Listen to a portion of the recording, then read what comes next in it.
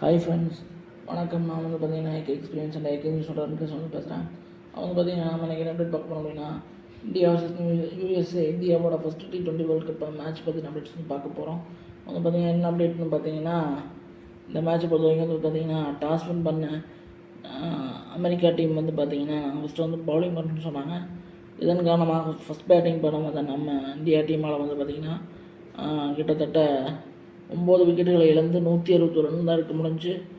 So இதுக்கு என்ன காரணம் வந்து பார்த்திங்கன்னா, இந்தியா வந்து சமீப காலங்களில் வந்து நல்ல ஃபாஸ்ட் பவுலிங் போடக்கூடிய டீம்கிட்டையும் நல்ல ஃபாஸ்ட்டாக போடக்கூடிய டீம்கிட்ட வந்து ஆடிக்கிட்டு இருந்தாங்க. பட் யூஎஸ்ஏ வந்து அவ்வளோ பெரிய ஃபாஸ்ட் பவுலர்ஸ் இல்லாத காரணத்தினால வந்து எல்லாருமே வந்து ஸ்லோவாக தான் போட்டாங்க.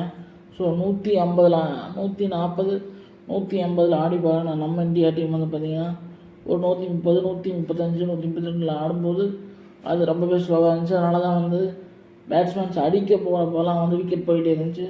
ஆனால் நம்ம ஸ்கை வந்து செம்மையாக வந்து ஆடினார். அவருடைய அந்த ஆட்டத்தினால தான் வந்து பார்த்திங்கன்னா இந்தியாவுக்கு வந்து மிகப்பெரிய ஒரு திருப்புமுனையாக தான் இருந்துச்சு.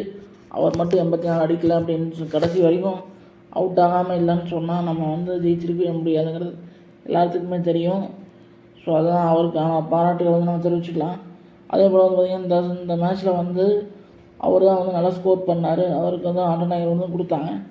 அதே மாதிரி வந்து பார்த்திங்கன்னா பவுலிங்கில் வந்து பார்த்திங்கன்னா நம்ம அக்ஷ்தீப் சிங் வந்து 2 விக்கெட் எடுத்தார். அதே மாதிரி நம்ம வருண் சக்கரவர்த்தி வந்து 2 விக்கெட் எடுத்தார். அதே மாதிரி கம்பேக் கொடுத்த நம்ம முகமது சிராஜ் டிஎஸ்பி அவர் வந்து பார்த்திங்கன்னா அவர் தான் வந்து விக்கெட்ஸ்க்கே வந்து பிளேயர்ஸ் டீ போட்டார் நான் சொல்லுவேன்.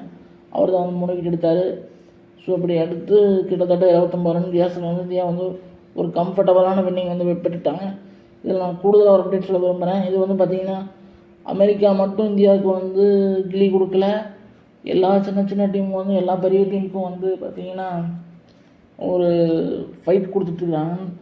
ஃபைட் வந்து நேற்று பார்த்திங்கன்னா இங்கிலாண்டையும் நேபாளுக்கும் நடந்த மேட்ச்சில் வந்து பார்த்திங்கன்னா இங்கிலாண்டும் நேபாளும் வந்து 4 ரன் வித்தியாசத்தில் வந்து இங்கிலாந்து வந்து ஜெயித்தாங்க.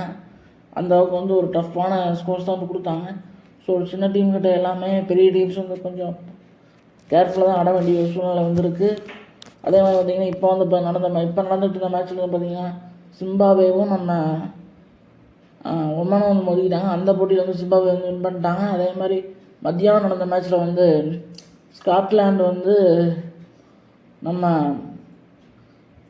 முதல் முறையாக இத்தாலியை வந்து பீட் பண்ணிட்டாங்க. ஸோ இதுதான் வந்து வேர்ல்டு கப் போட்டியோட அப்டேட்ஸாக வந்துருக்கு. இன்னையிலேருந்து நான் டெய்லியுமே வீடியோ போடலான்ட்டு இருக்கேன். ஸோ அந்த வீடியோ போட்டு பிடிச்சிருந்தா லைக் பண்ணுங்கள், ஷேர் பண்ணுங்கள், கமெண்ட் பண்ணுங்கன்னு கேட்டுக்கிறேன். அதே மாதிரி நம்ம இந்தியா வந்து எல்லா மேட்சும் ஜெயிக்கும் அப்படின்னு சொல்லி எல்லோரும் வேண்டிக்கணும்னு கேட்டுக்கிறேன். ஸோ அந்த வீடியோ பிடிச்சிருந்தா லைக் பண்ணுங்கள், ஷேர் பண்ணுங்கள், கமெண்ட் பண்ணுன்னு கேட்டுக்கிறேன். உடனே சப்போர்ட் பண்ணுங்கள், சப்ஸ்கிரைப் பண்ணுன்னு கேட்டுக்கிறேன். நன்றி, வணக்கம்.